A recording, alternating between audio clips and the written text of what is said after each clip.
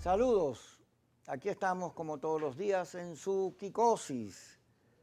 Pablo Zambrano, secretario ejecutivo de FETRASalud, está con nosotros y estábamos hablando primero de la lluvia. ¿Dónde te agarró la lluvia ayer? Porque eso fue una granizo de todo. Sí, un diluvio. La verdad que es una vaguada inmensa y, bueno, y vemos los efectos, pues, sin luz, que a veces parece normal, pues, que no haya luz. Sí, Pablo, pero yo empiezo a decir que este país está como con una maldición encima. Porque primero un calorón, y después todo aguacero, mira, caían las matas, no se veía nada, agua por todos lados. Y dice, bueno, pues estos contrastes, pareciera que aquí hay una cosa oscura. ¿Tú crees? No sé, no sé. No, ¿Qué yo no opinas creo, tú? no creo. Yo creo ¿Tú que no este es crees un en, país, yo creo que este tú es un no país crees, tú no bendecido. crees que vuelan? Yo creo que este es un país bendecido, ¿Y por qué no hay inclusive, luz, no hay agua? ¿Y por qué tenemos un gobierno como este? Ay, Dios bueno, por la mío. mala Y una política. oposición como esta. La mala política, ¿Eh? la mala ¿Cuál es la política. buena? La buena política es la democracia, desarrollar una política que conlleve a que de alguna manera todos respetemos ese pacto. Pero fíjate, ¿qué haría falta ahorita? Un buen movimiento sindical que pelee por las condiciones de trabajo de la gente. Pero tenemos una dispersión, no sé cuántas centrales, un movimiento sindical que no opera en conjunto, pareciera que también es como la otra oposición, hay mucha rivalidad, mucha desconfianza entre ellos mismos. Y hace Sí, falta un movimiento sindical fuerte. claro, hay una crisis dirigencial. Los trabajadores no tenemos interlocutor válido ante la patronal, sea la pública o sea la privada. Ese vacío, por supuesto, lo pagan los trabajadores. Los trabajadores están ahí. Ejemplo, nosotros en el sector que yo represento en la salud hemos dado grandes demostraciones de unión. Nosotros hemos hecho marchas, nosotros hemos hecho grandes movilizaciones en el país. Hemos sido la vanguardia del movimiento sindical venezolano, pero no hace mucho también vimos los maestros. Los maestros salieron a la calle, los Las maestros, enfermeras. por supuesto, enfermeras, el personal sanitario, Así vamos a es. utilizar ese término que es el término mundial, juntos ha logrado, inclusive nosotros logramos mejoras sustanciales dentro de lo que significa nuestro salario, pero eso lo mató en el año 2018 el establecimiento del nuevo cono monetario, que inclusive el gobierno llevó a la paridad del dólar, nos fijó un salario de 1.800 bolívares que representaban 60 dólares. ¿Cuál fue el problema? Que el salario de nosotros se rezagó y el gobierno ha mantenido el dólar paralelo. Ellos sí han mantenido lo que no, lo que se rezagó fue el salario de El los salario de los trabajadores, trabajadores. y hoy en día, por supuesto, estamos pagando eso porque yo me sorprendo mucho, porque estos días vi al ministro del Trabajo hablando de que en el mundo uno de los pocos países que había aumentado el salario en la pandemia era el gobierno de Venezuela, y de verdad que yo creo que es vergonzoso hablar de que en un país como Venezuela, un país petrolero, un país donde la gente ha demostrado que trabaja, y sobre todo el personal sanitario, bueno, le estén pagando un promedio De entre... $4. Y una cosa que tenemos que aclarar, y eso se lo digo a los trabajadores venezolanos, inclusive a muchos que piensan que el salario son 800 bolívares, el cestatique no es salario. No. El Eso cestatique no no es priva salario. para utilidades, prestaciones, nada de Pero eso. la intención del legislador con el ticket de alimentación era darle por lo menos un almuerzo ¿Tú no diario te a los acuerdas trabajadores. que el CNTP, Fabián Chacón, cuando estaba, creo que era Mario Villegas o Javier Conde, de dirigentes del Sindicato de los Trabajadores de la Prensa, logró que todas esas indemnizaciones fueran parte del salario, y fueran incorporadas, todos esos bonos que daban las empresas que ayudan, pero que no eran parte del salario global? Eso fue, creo que en el gobierno de Lucinchi. Por allá bien lejos. Creo que también estaba Getulio Romero. Ahí sí estaba esto. Getulio Así Romero, es. que Pero no se metieron... puede hacer algo ahorita, introducir una pelea legal para que todo eso se adicione al salario, sea parte del salario. Es que no harías nada, porque cuando tomas en Es cuenta la verdad, moneda dura, es que es el poquito. dólar, pues bueno, son 4 o 5 Claro, dólares. Entonces la realidad aquí es que el tema del salario tiene que formar parte de la política venezolana.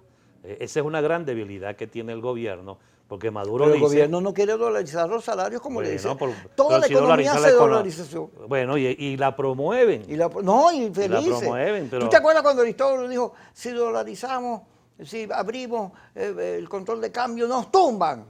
Resulta que la gran solución para el gobierno ha sido Ahora, el problema es la que para dolarización. ellos sí son los dólares. Ah, Pero para abajo, allá abajo, a la gente, al ciudadano, que también lo maneja, porque de facto se dolarizó la economía en Venezuela y en los barrios, en todos lados se maneja esta moneda porque es la moneda fuerte, pero ¿cómo hace un trabajador? Ejemplo, nosotros que somos trabajadores de la salud, los trabajadores sanitarios, que tienen un promedio, un obrero, Kiko, en este momento recibe en una quincena entre 350.000 bolívares y ¿Tú 400. sabes cuánto vale el kilo de leche? Ah, bueno, pero ¿y el pasaje? Ahí Ahí se el les pasaje. va. Ajá. Y sin embargo van a trabajar. ¿Sabes lo que están haciendo los ¿Y cómo obreros? hace, tú que estás allí, porque yo no soy Ajá. dirigente sindical, tú sí, ¿cómo hace la gente para sobrevivir con ese esquema de salario?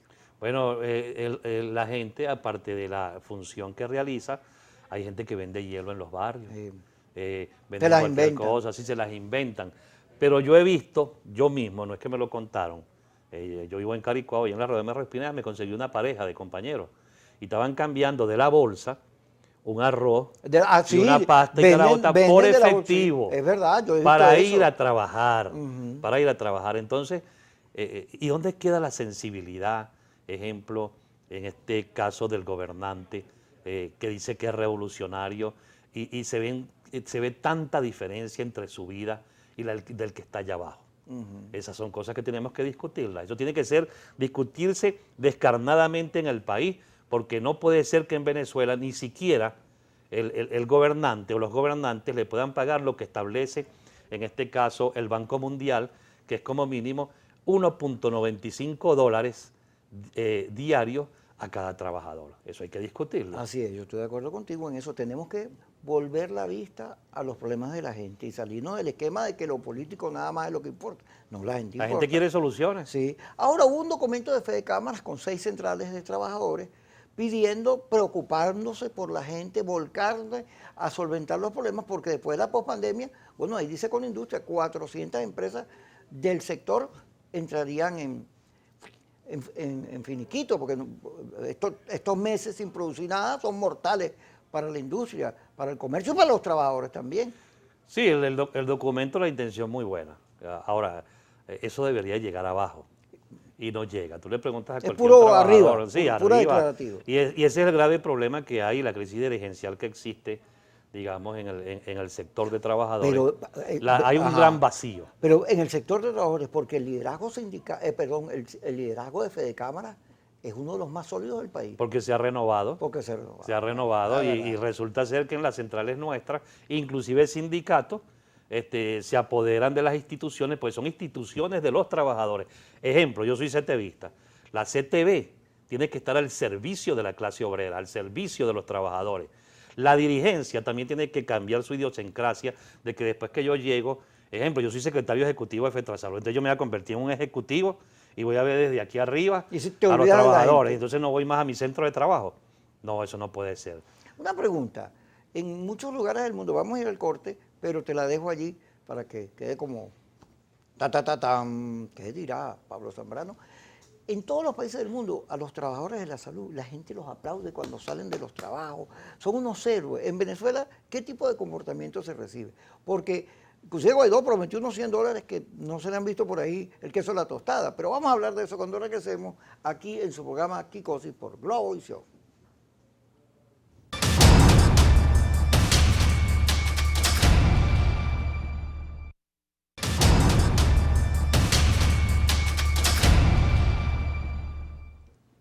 Seguimos con Pablo Zambrano, metido en los asuntos sindicales, a discutir, porque hay que discutir todo el país, la relación que tenemos con los venezolanos, sobre todo la política, los errores que se cometen en la política. Pero yo te preguntaba sobre esta cosa bonita que hay en el mundo frente a los trabajadores de la salud, enfermeras, médicos, la gente que trabaja limpiando, lo que sea, todo el sector en el mundo. He visto cosas bellas, les tiran flores, les cantan. ¿Cómo es en Venezuela? ¿Qué has captado tú? ¿Y qué pasó con los $100 de Guaidó? Bueno, primero que de verdad el pueblo venezolano sí nos trata muy bien. Está El bonito. pueblo, la gente de Ustedes son abajo. unos héroes, chicos. No, no, y la gente nos reconoce y reconoce hasta la lucha. Ahora, la patronal es otra cosa. Lo primero, el tema del salario, contrataciones colectivas Ah, bueno, totalmente reconóceme desfasadas, pagándome mejor. por supuesto, pero resulta ser que el trabajador sanitario necesita protección. Precisamente hoy que venía en la camioneta de pasajeros, venían varios trabajadores de la salud y me estaban diciendo, Pablo, tienes que ir al hospital porque me dan nada más que un tapaboca para una semana. El problema de la asepsia. En plena pandemia, bueno, los hospitales tienen que tener el jabón, el detergente, el cloro. Debo decirte que nosotros hemos inclusive hecho grandes intentos en la maternidad. Los que fabrican el tapaboca son los obreros, porque nosotros vemos la salud más allá de la confrontación política. Claro. Es ¿Verdad? la gente. Claro, es la gente, es la Ahora, gente. es un Pero trabajo no de alto somos riesgo. reivindicados, no somos Ajá. reivindicados y no se ha tomado en cuenta esa gran labor. Fíjate, el trabajador sanitario venezolano ama tanto a su hospital y ama tanto al paciente que camina kilómetros para ir a trabajar. Esa es la realidad. Bueno, cambian la comida por efectivo para ir a trabajar. Entonces, ¿cuál es el llamado? Por eso es que yo hablo que tenemos que discutir descarnadamente las situaciones que se presentan en Venezuela con respecto al ingreso. No puede seguir en este país recibiendo un trabajador, ejemplo, de la administración pública, indistintamente de nosotros, que somos los que estamos ahorita dando la batalla, recibiendo los salarios que se reciben. Ese es un llamado a la concientización, ese es un llamado a que todo el mundo entienda de que todo el mundo tiene derecho a la vida, Pablo, pero cada vez que y a la alimentación. Cada vez que aumentan los sueldos, no por contratación colectiva, sino vía decreto, la gente se queda porque primero no alcanza y después dispara la inflación. Y yo digo, bueno, pero algo es algo, ¿no? Es que no existe, lo que existe es un ingreso, Kiko. En Venezuela no existe el salario en este momento. Los empresarios han adoptado otra forma, tienen un promedio entre 1 millón y 2 millones de bolívares de base en el salario y pagan en dólares bonos. Sin embargo, es bajo. Cuando tú haces las comparaciones en Colombia, el salario es un promedio de $260. En Bolivia, es 2.100 bolivianos que representan $310, por ponerte dos ejemplos.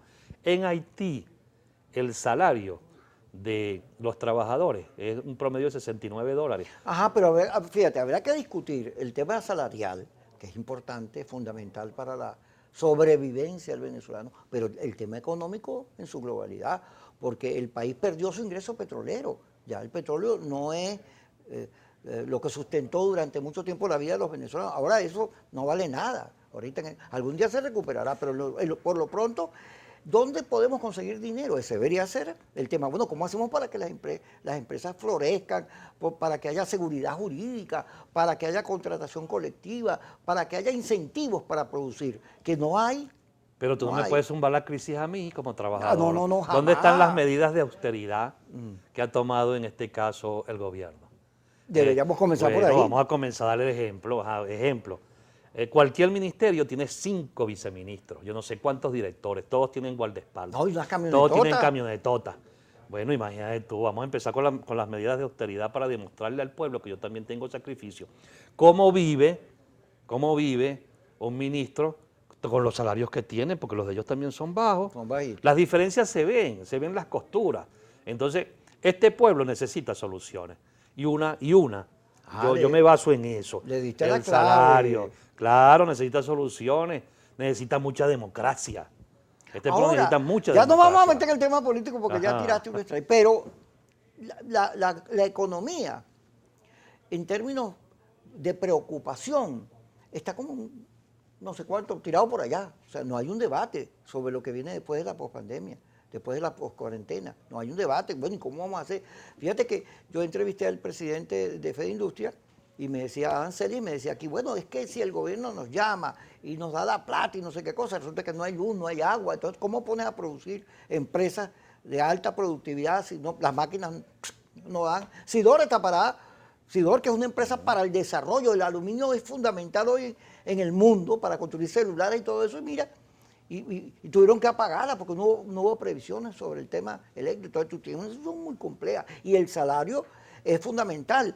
Se ha creado una fobia a los aumentos de salario, que es lo que me refería, pero tiene que haber aumentos de salario, tiene que dolarizarse el salario. Necesariamente. Y hay algo muy importante, porque en Venezuela ha habido un grave problema en que se ha criminalizado el diálogo. Uno, eso debe cambiar. También se ha criminalizado la protesta. O sea, un sector el diálogo, otro la protesta. ¿Para qué es la protesta? ¿Cómo nosotros la hemos practicado? para que haya corrección, para que se corrijan los errores. Entonces, ¿a dónde hemos ido llevando al país? ¿A dónde? A lo que tenemos, eso que tú dices, una economía que lo que se ha logrado es cerrar las empresas de Guayana, porque no es solamente Sidor, es Alcázar, es Benalún, que eran la alternativa ante una crisis petrolera, pero la empresa petrolera también está en debacle. O sea, cuando tú haces una revisión del país, la verdad es que da dolor. Bueno, por eso que yo te digo que a veces yo pienso que fue que nos echaron una maldición. No, porque no hay derecho que un país como este hay esté un problema así. político, hay un problema político que necesita salida y le han zumbado la crisis ¿a quién? Pero no me respondiste lo de los $100 de Guaidó, ¿aparecieron? Bueno, hasta este momento eso está en un proceso de verificación en la información que manejo. Algo que yo he criticado, porque yo soy muy claro en eso.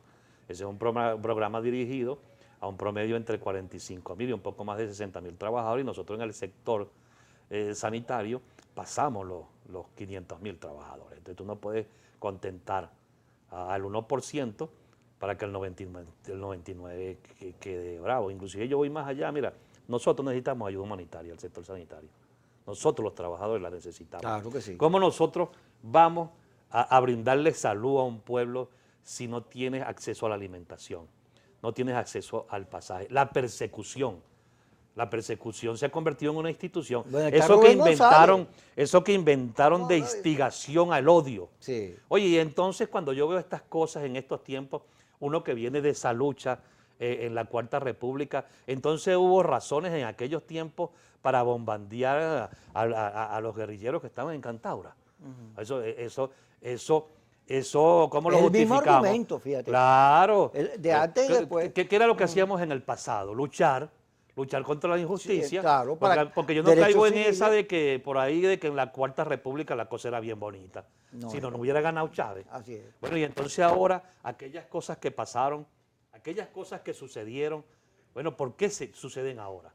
Eso es lo que yo le digo. Porque no hay una corrección. ¿Por qué encarcelan a Rubén González, que es un hombre luchador, que le han aquí, dicho asesino? Sí, por eso te decía, lo acusan de que él es parte dirigentes sindicales, de un plan para asesinar. Dirigentes sindicales diciéndole asesino a un dirigente sindical, yo los he visto también en televisión, que no son todos, porque ¿qué tenemos que manejar los dirigentes sindicales? El respeto entre uno y el otro. Yo nunca he ido a ningún programa a hablar de ningún dirigente sindical. Rubén González tiene que darle la libertad, yo se lo digo a Nicolás Maduro en este programa y te doy las gracias, Kiko. A Rubén tienen que darle la libertad porque es un hombre honesto, un hombre trabajador, un hombre que hizo lo que se hacía antes cuando él fue dirigente sindical. Mira, además Rubén González, las veces que yo lo entrevisté, él es religioso. Totalmente. Es pastor evangélico. Yo no creo que un pastor evangélico que cree profundamente en Dios como cree él sea un hombre de la violencia. Por Dios. Bueno, pero Rubén es lo que es un luchador, que defiende su clase, sus iguales. Mira, eso es lo que ha hecho. Vamos para el corte, ya regresamos contigo aquí. Ya estamos con Pablo Zambrano aquí en su programa Kikosis.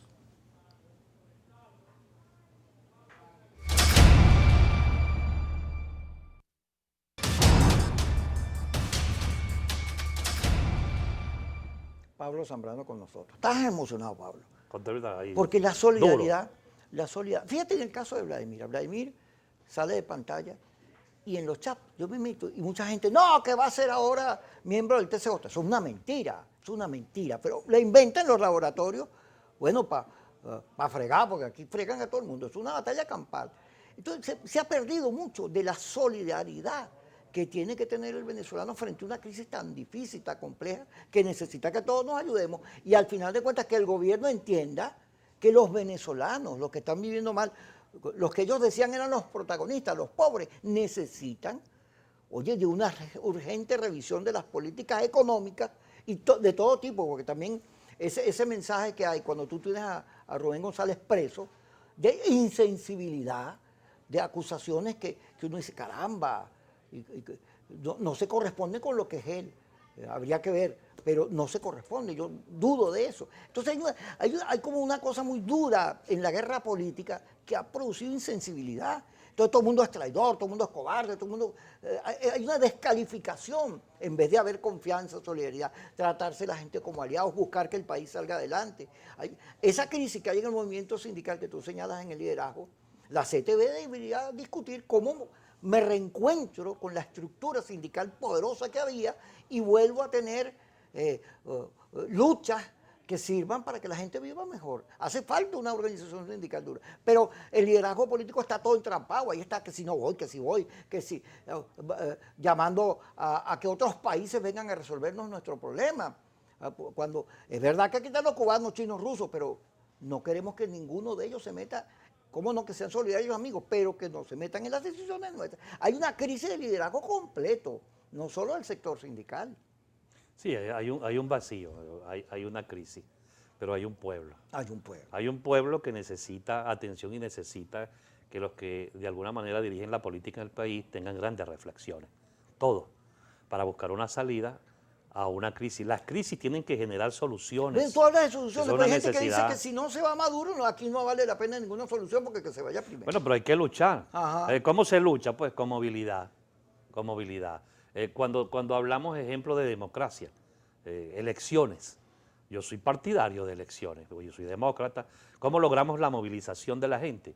Bueno, en este tipo de procesos. Los grandes éxitos que ha tenido la oposición ante el gobierno han sido en procesos electorales. Eso es parte, esas son cosas que tienen que analizarse dentro de lo que significa la confrontación y esta gran lucha política. Lo que tú dices, bueno, los países, o sea, la geopolítica se ha apoderado de la situación en Venezuela. Entonces resulta que los chinos son buenos para un sector que fueron los que invadieron en 1950 al Tíbet, y el Dalai Lama vive en la India, en la India. Entonces, ¿cómo va a ser ese el ejemplo?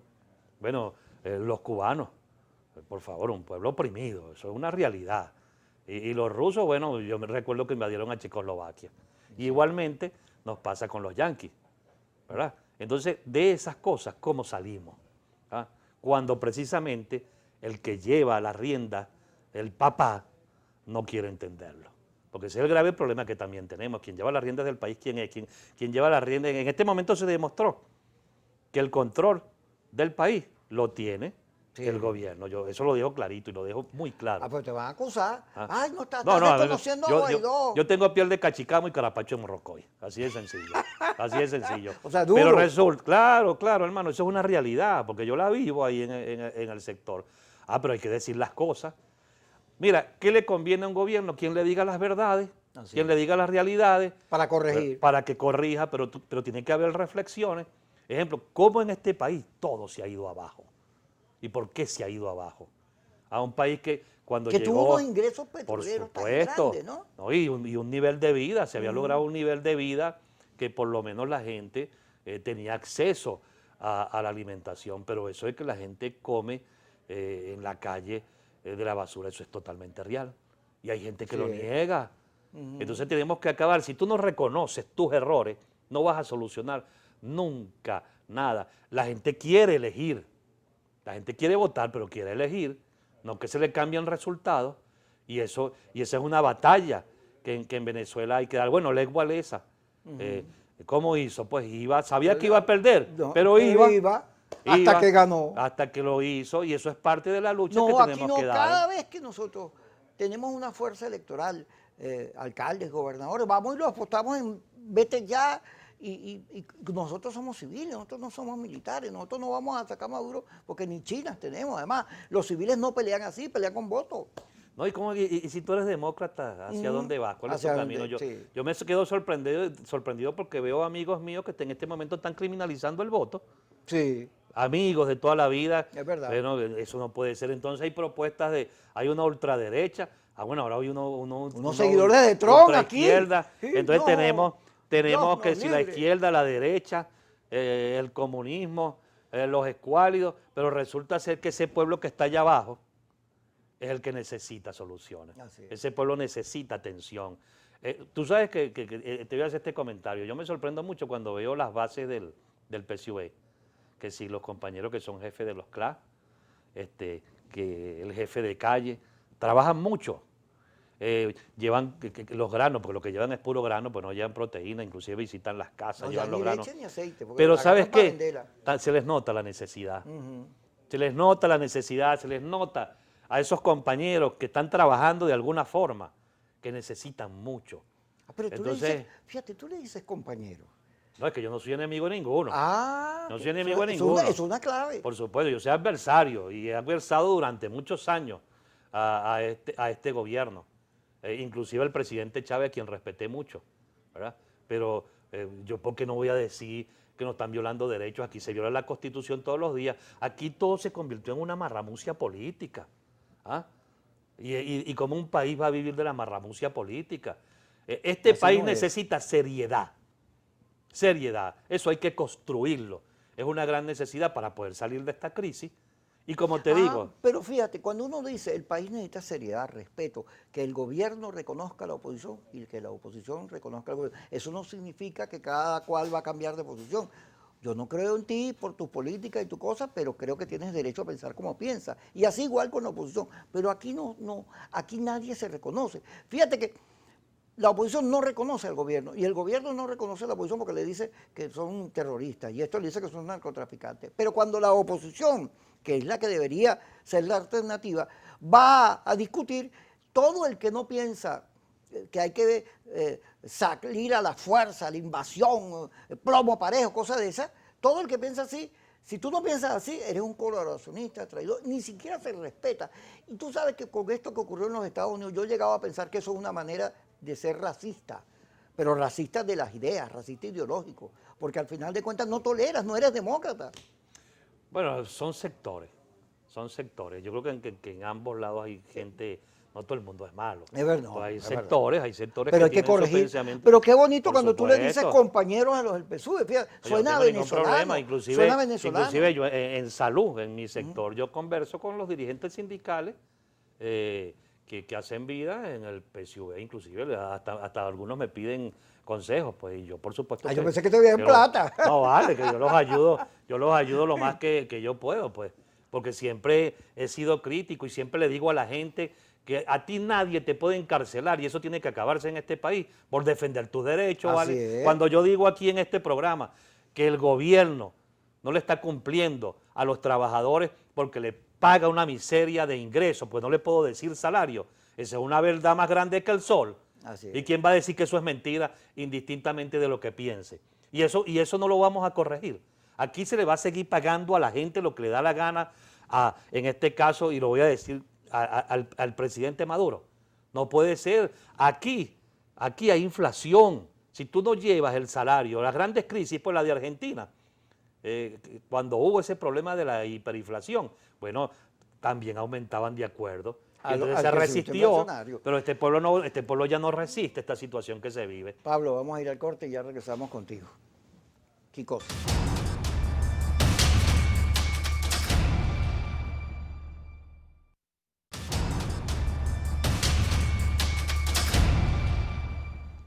Pero fíjate, en las recientes protestas en los Estados Unidos apareció en la muerte de George Floyd una consigna que se ha vuelto consigna en el mundo, que es no puedo respirar. Pero el no puedo respirar no es solo porque el policía le puso la rodilla. El no puedo respirar es que no sé qué me va a pasar, porque las empresas están cerrando, no tengo salario, no tengo ingresos. 40 millones de empleados, de desempleados en los Estados Unidos y a cientos lados. En Venezuela, imagínate la cifra. El no puedo respirar debería ser el tema de discusión del país completo, porque, y lo repito todos los días, la ONU está diciendo que 9,5 millones de venezolanos que están la mayoría no empleados, ni siquiera empleados, sino en la economía informal, sobreviviendo, pueden quedar en absoluta pobreza, cerquita de la muerte. ¿Y cómo puede ser que eso no nos conmueva? Porque tú hablas de salario, pero hay gente que ni salario tiene. Sí, y algo muy importante, fíjate, el tema de nuestros jubilados. O sea, jubilados y pensionados. Por favor. Yo me sorprendo cuando me consigo a mis hermanos jubilados que los conozco de muchos años, porque debo decirte que yo tengo 40 años de servicio ya en el sector. Creo que se te nota. Sí. Bueno, ¿cómo han perdido peso, hermano? ¿Cómo han perdido? Los trabajadores nuestros, ¿cómo han perdido peso?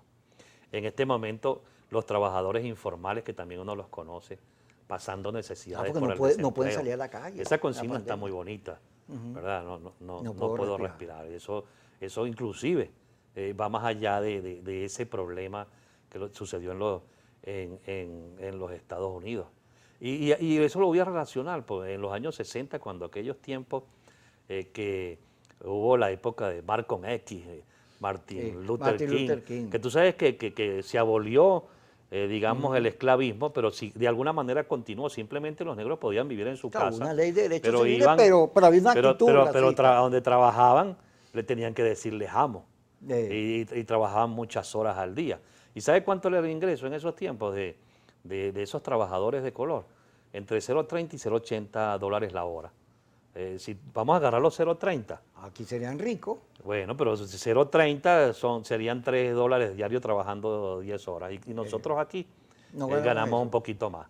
Entonces son situaciones que yo tengo que repetirlas, por lo Ahora, menos. ¿cómo se hace? Porque el gobierno también tiene una situación económica difícil. El ingreso petrolero se cayó producto de la pandemia, tiene unas sanciones que le impiden moverse financieramente, porque los países que suscriben esas sanciones, pues no le dan posibilidades. Toda esta cosa que el CELE, que ahora resulta que es medio verdad y medio mentira, o el tema DirecTV, o sea, es un gobierno que está en medio de una batalla donde da y le dan.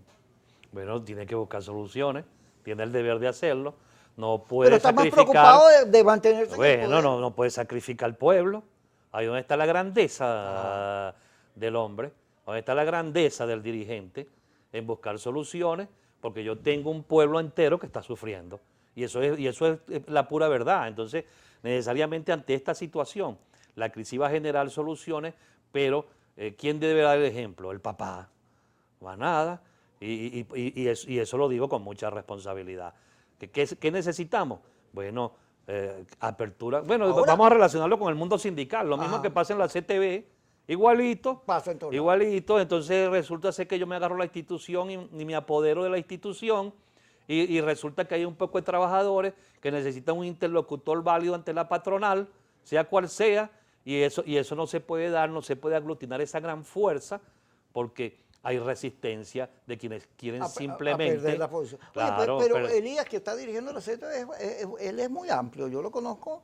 Y es bueno, un...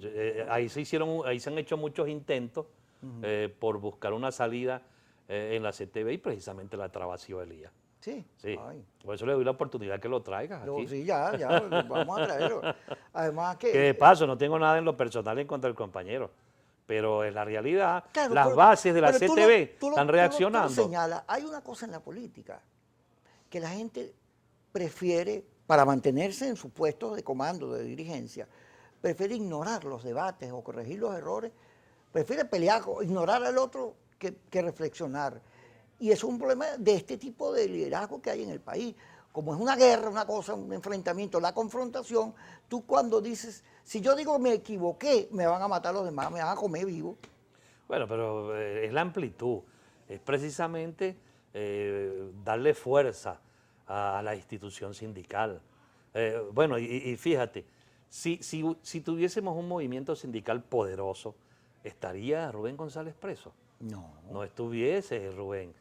Bueno, pero muchos nos concentramos en defenderlo y hay otros que simplemente se agazapan, ¿verdad? No es el caso de la CTV porque también ha participado en esta lucha por la libertad de Rubén González. Ahora habría que hablar con Maduro. Tú le dices papá a Maduro, que está simpático, pero habría que decirle a Maduro que él, que fue dirigente sindical, debería reunirse con los sectores. Para aclarar no le digo papá, pongo el ejemplo. Mira, Por pero eso es clarito. debería haber una reunión honesta entre los sectores sindicales, conversaciones, para que eso que llamas tú la defensa de los derechos de la gente no sea un problema.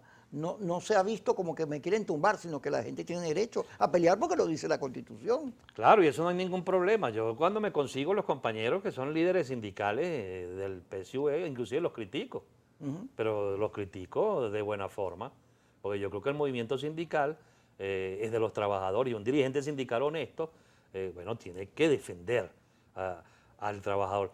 ¿Qué necesita un dirigente sindical? Tiene que tener la lengua larga, tiene que tener la lengua larga para Tiene que defender a sus hablar, iguales, tiene claro. que hablar, tiene que defender su clase. Eso es lo que necesita un dirigente sindical. Tú no te puedes agarrar y arrodillar a la patronal. Eso es lo que aprendí yo. Eso es lo que aprendí en esta lucha de muchos años. Y por eso es que no abandono las bases de trabajadores para conocer qué pasa allá abajo. Sobre todo en un sector como el de la salud. que vuelvo a repetirlo, necesita ayuda Que deberían, humanitaria. fíjate que los trabajadores de la salud, que cada vez que entran a un hospital, como tú mismo dices, eso tienen que estar limpiecito porque si no, imagínate tú, pero cada vez que van a agarrar a un paciente que está lleno de coronavirus, que está infectado, el riesgo de que ellos lo asuman, si no tiene la defensa adecuada es muy grande. Los trabajadores de la salud en una situación como esta deberían tener bonos, atención directa, ser privilegiados porque son héroes, héroes para un país que necesita de héroes. ¿No? Y así es el esfuerzo que se hace, porque también, ok, tenemos la pandemia y las otras enfermedades, Y cómo no. también se tienen que atender, o sea, el trabajador siempre necesita Yo te iba a contar. la protección. El problema del agua. El agua que es Oye, el fuerte. problema del agua en los ¿Y hospitales, la luz? hermano, por No, favor. la luz. Bueno, en estos días, por cierto, se fue la luz en un hospital que están acabando de remodelar, que lo están culminando, y no prendió la planta. Entonces esas fallas, ajá, si no se dicen, ¿cómo se corrigen? Así es. ¿Ah? Fíjate, yo te voy a comentar. A mí me hospitalizaron 2 veces por el colon. Yo estaba en mi camilla ahí con mi dolor y había una muchacha con unos audífonos. Y yo la veía cantandito. Y entonces le digo, mi amor, cómo haces tú para los audífonos en esta situación? Me dice, por eso, porque aquí todo el que llega aquí se quiere morir. Y tú escuchas esas historias, la gente desangrada, todo, y es muy duro, yo tengo que ponerme mi audífono, si no me vuelvo loca. Entonces, y los trabajadores de la salud están, no solo en las condiciones de trabajo que tienen que ser las más seguras, sino además protegidos desde el punto de vista afectivo, psicológico, para que puedan enfrentar con el dolor de la enfermedad y no contagiarse de ella, porque pues, cualquiera termina loco en una situación como esa. Vamos al corte y seguimos hablando sobre los trabajadores de la salud con Pablo Zambrano.